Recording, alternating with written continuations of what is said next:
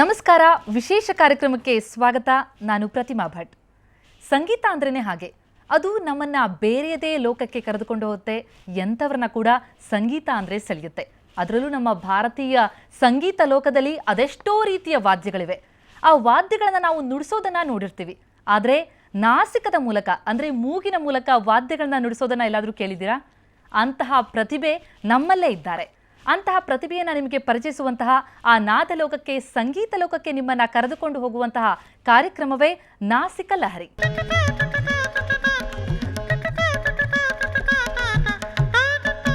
ನಾಸಿಕ ಲಹರಿಯನ್ನು ನಡೆಸ್ಕೊಡ್ಲಿಕ್ಕೆ ಆ ನಾಸಿಕ ಲಹರಿ ಹೇಗಿರುತ್ತೆ ಅಂತ ಮೂಗಿನ ಮೂಲಕ ಹಾಡನ್ನು ಹಾಡಿ ಶೆಹನಾಯಿಯನ್ನು ಬಾರಿಸಲಿಕ್ಕೆ, ಜೊತೆಗೆ ಸಿತಾರ್ ಕೂಡ ಬಾರಿಸ್ತಾರೆ. ಅಂತಹ ಒಂದು ಅದ್ಭುತ ಪ್ರತಿಭೆ ನಮ್ಮೊಂದಿಗೆ ಇದ್ದಾರೆ. ಬನ್ನಿ ಅವರನ್ನ ಪರಿಚಯಿಸೋಣ. ಕಾರ್ಯಕ್ರಮಕ್ಕೆ ಸ್ವಾಗತ ನಿಮಗೆ ನಟರಾಜ್ ಅವರೇ. ನಮಸ್ಕಾರ. ಹಾಗೆಯೇ ಅವರ ಧರ್ಮಪತ್ನಿಯಾದಂತಹ ಗಿರಿಜಾ ಅವರು ಕೂಡ ಇದ್ದಾರೆ. ತಮಗೂ ಕೂಡ ಕಾರ್ಯಕ್ರಮಕ್ಕೆ ಸ್ವಾಗತ. ಅದೇ ರೀತಿಯಲ್ಲಿ ಈ ಸಂಗೀತಕ್ಕೆ ಸಾಥ್ ನೀಡಲಿಕ್ಕಾಗಿ ತಬ್ಲಿಸ್ಟ್ ಇಲ್ಲಿ ಇದ್ದಾರೆ ಬಸವರಾಜ್ ಹೊನ್ನೆಗ್ನೂರು. ತಮಗೂ ಕೂಡ ಕಾರ್ಯಕ್ರಮಕ್ಕೆ ಸ್ವಾಗತ. ಹಾಗೆಯೇ ಮಹೇಶ್ ಹೆರೂರ್ ಅವರಿದ್ದಾರೆ. ತಮಗೂ ಕೂಡ ಕಾರ್ಯಕ್ರಮಕ್ಕೆ ಸ್ವಾಗತ.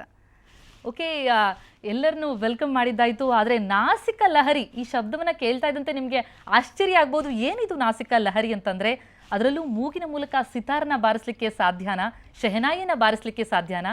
ಈ ಎಲ್ಲ ಪ್ರಶ್ನೆಗಳಿಗೆ ಉತ್ತರವನ್ನು ನಾವು ಪ್ರಶ್ನೆ ಮೂಲಕವಲ್ಲ, ಬದಲಿಗೆ ಇವರು ಒಂದನ್ನು ಹಾಡನ್ನ ಹಾಡಿನೇ ತೋರಿಸ್ತಾರೆ. ಅದು ಹೇಗಿರುತ್ತೆ ನಾಸಿಕ ಲಹರಿ ಅಂತ ನೋಡೋಣ. ಹಾಗಿದ್ರೆ ನಟರಾಜ್ ಅವರೇ ಆರಂಭ ಮಾಡಿ.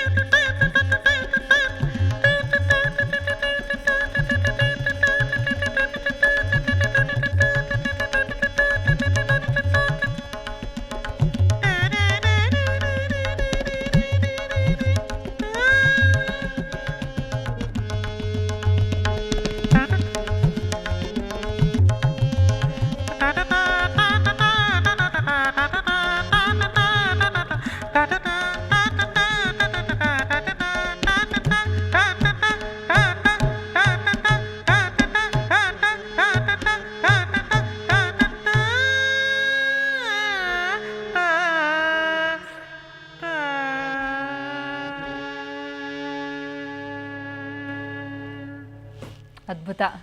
ಇಲ್ಲಿ ಎಲ್ಲೂ ಶಹನಾಯಿ ಕಾಣಿಸ್ತಾ ಇಲ್ಲ, ಆದರೆ ಶಹನಾಯಿಯ ವಾದನ ಇದೆ. ಶಹನಾಯಿ ಅಂತ ಅನ್ನೋದು ಮಂಗಳವಾದ್ಯ, ಸಾಕಷ್ಟು ಹಳೆಯದಾದಂಥ ವಾದ್ಯ, ನಮ್ಮ ಸಂಸ್ಕೃತಿ ಅಷ್ಟೇ ಹಳೆಯ ವಾದ್ಯ ಅಂತ ಹೇಳ್ಬೋದು.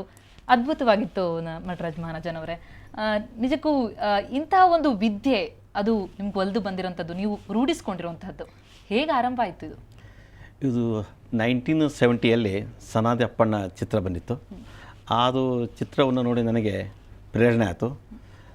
ಮೊದಲಿಗೆ ನಾನು ಸಂಗೀತ ಅಭ್ಯಾಸ ಹಾಡೋದು, ತಬಲಾ ಬಾರಿಸೋ ಇತ್ತು. ಆಮೇಲೆ ಅದನ್ನ ನೋಡಿದ ಬಳಿಕ ನನಗೆ ನನ್ನಷ್ಟಕ್ಕೆ ನಾನೇ ಪ್ರಾಕ್ಟೀಸ್ ಮಾಡ್ತಾ ಹೋದೆ. ಹಾಗೆ ಮೂಗೆ ಸ್ವರ ಬಂದು ಮಾಡಿ ಅದು ಶಹನಾಯಿ ಸ್ವರ ಬಂದಿತ್ತು. ಆಮೇಲೆ ಮೊದಲನೇದಾಗಿ ನಾನು 1970ಯಲ್ಲಿ ನಮ್ಮ ಗೋದಾವರಿ ಬಾಯಿ ರಿಫೈನರಲ್ಲಿ ಸಮೀರವಾಡಿಯಲ್ಲಿ ಫಸ್ಟ್ ನನ್ನ ಕಾರ್ಯಕ್ರಮ ಅಲ್ಲೇ ಆಯಿತು. ಹಾಂ, ಅಲ್ಲಿ ಆದಾಗ ಅದೇ ನಂದು ಫಸ್ಟ್ ಪ್ರೋಗ್ರಾಮ್ ಸಕ್ಸಸ್ ಆಗಿಬಿಡ್ತು. ನಾನು ಮೊದಲಾಗಿ 5 ನಿಮಿಷ ನುಡಿಸ್ತಾ ಇದ್ದೆ. ಅವಾಗ ಹಾಗೆ ಪ್ರಾಕ್ಟೀಸ್ ಮಾಡ್ಕೋತೆ ಈಗ 1.5 2 ತಾಸು ನುಡಿಸ್ತಾ ಇದ್ದೇನೆ. ಕಷ್ಟ ಆಗಲ್ವಾ? ಅಂದರೆ ಮೂಗಿನಲ್ಲಿ ನುಡಿಸುವಂಥದ್ದೊಂದು ಬಹಳ ಕಷ್ಟ. ಅಂದರೆ ಅದಕ್ಕೆ ಸಾಧನೆ ಬೇಕೇ ಬೇಕು. ಏನು ಮಾಡ್ತಿದ್ರಿ? ಅಂದರೆ ಯಾವ ರೀತಿಯ ಪ್ರಾಣಾಯಾಮನ ಮಾಡುವಂಥದ್ದು, ಉಸಿರನ್ನು ಕಟ್ಟಿಡ್ಕೊಳ್ಬೇಕಾಗತ್ತೆ, ಅದು ತುಂಬ ಕಷ್ಟವಾದ, ನಮಗೆ ನೋಡುವಾಗಲೇ ಅಂತ ಅನ್ಸುತ್ತೆ ಇದು ಕಷ್ಟ ಅಂತ. ಆದರೆ ಕೇಳಲಿಕ್ಕೆ ಬಹಳ ಹಿತವಾಗಿರುತ್ತೆ, ಆದರೆ ಮಾಡೋದಕ್ಕೆ ಅಷ್ಟು ಹಿತ ಅಲ್ಲ ಅಂತ ಅನ್ಸುತ್ತೆ. ಸೊ ಅದು ಹೇಗೆ, ಏನು ಮಾಡ್ತಿದ್ರಿ? ನಾನು ಪ್ರಾಣಾಯಾಮ ಮಾಡ್ತಾ ಇದ್ದೇನೆ. ಹಾಗೆ ನಮ್ಮ ಮೊದಲಿಗೆ ಕಷ್ಟ ಆಯಿತು, ಉಸಿರಲ್ಲಿ ತ್ರಾಸಾಗುತ್ತದೆ. ಆಮೇಲೆ ಈಗ ಎಲ್ಲ ನಮಗೆ ಅದು ರೂಢಿ ಆಗಿಬಿಟ್ಟಿದೆ.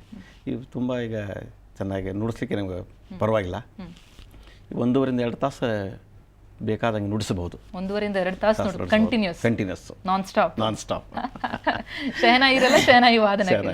ಯಾವೆಲ್ಲ ರೀತಿಯ ಹಾಡುಗಳನ್ನ ನುಡಿಸ್ತೀರಿ? ನಾನು ಭಕ್ತಿಗೀತೆಯಲ್ಲಿ, ಆಮೇಲೆ ಕ್ಲಾಸಿಕಲ್ಲು, ಸೆಮಿ ಕ್ಲಾಸಿಕಲ್ಲು, ಭಜನ್, ಜಾನಪದ ಸ್ಟೈಲ್ನಲ್ಲಿ ಇವೆಲ್ಲ ನುಡಿಸ್ತಾ ಇದ್ದೇನೆ. ಓಕೆ, ಅದ್ಭುತ. ಓಕೆ ವೀಕ್ಷಕರೇ, ಇನ್ನೂ ಸಾಕಷ್ಟು ಹಾಡುಗಳನ್ನ ಇವ್ರನ್ನಲ್ಲಿ ಕೇಳೋದಿದೆ, ವಚನಗಳನ್ನ ಹೇಳ್ತಾರಂತೆ, ಜೊತೆಗೆ ಸಾಕಷ್ಟು ರೀತಿಯ ಶಾಸ್ತ್ರೀಯ ಸಂಗೀತಗಳನ್ನ, ಫಿಲ್ಮ್ ಸಾಂಗ್ಸ್ ಕೂಡ. ಅದರಲ್ಲೂ ಬರೀ ಶಹನಾಯಿ ಅಷ್ಟೇ ಅಲ್ಲ, ಸಿತಾರ್ ವಾದನವನ್ನು ಕೂಡ ಮಾಡ್ತಾರೆ. ಇಲ್ಲಿ ಯಾವ ವಾದ್ಯಗಳು ನಿಮ್ಗೆ ಕಂಡು ಬರಲ್ಲ, ತಬಲಾ ಮತ್ತು ಹಾರ್ಮೋನಿಯಂ ಬಿಟ್ಟರೆ, ಆದರೆ ನಿಮಗೆ ಆ ನಾದ ಕೇಳಿ ಬರ್ತಾ ಇರುತ್ತೆ. ಹಾಡುಗಳನ್ನ ಗುಣಗುಣಿಸುವಂತಹ ಒಂದು ನಾದ ಲೋಕ ಇಲ್ಲಿ ಸೃಷ್ಟಿಯಾಗುತ್ತೆ. ಹಾಗಾದರೆ ತಪ್ಪದೆ ವೀಕ್ಷಿಸಿ. ಒಂದು ಬ್ರೇಕ್ನ ನಂತರ ಮತ್ತೆ ಭೇಟಿಯಾಗೋಣ.